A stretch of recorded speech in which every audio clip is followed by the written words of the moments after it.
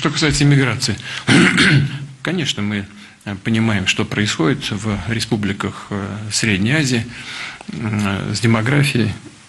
Ну, вот совсем недавно, еще совсем несколько лет назад, здесь было 5 с небольшим миллионов человек. Сейчас уже больше 10. Здесь очень бурное демографическое развитие. И Россия заинтересована, конечно, в рабочей силе, но в то же время мы заинтересованы в том, чтобы это была нужная нам рабочая сила, первое, второе, чтобы люди и сами там жили в человеческих условиях, существовали, и чтобы они соблюдали наши законы, правила. Я всегда об этом говорю. Были законопослушными гражданами. Кстати говоря, это связано с языком, прежде всего. Но, тем не менее, проблем здесь много. И граждане Российской Федерации нам указывают на эти проблемы. И мы, прежде всего, должны думать о гражданах нашей страны.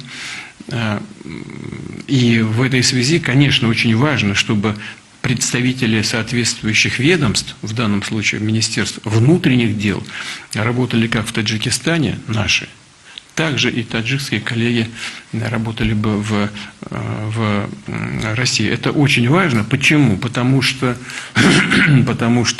тогда они уже как представители, законные представители властей Таджикистана, они, во-первых, первое, все сами видят, что происходит.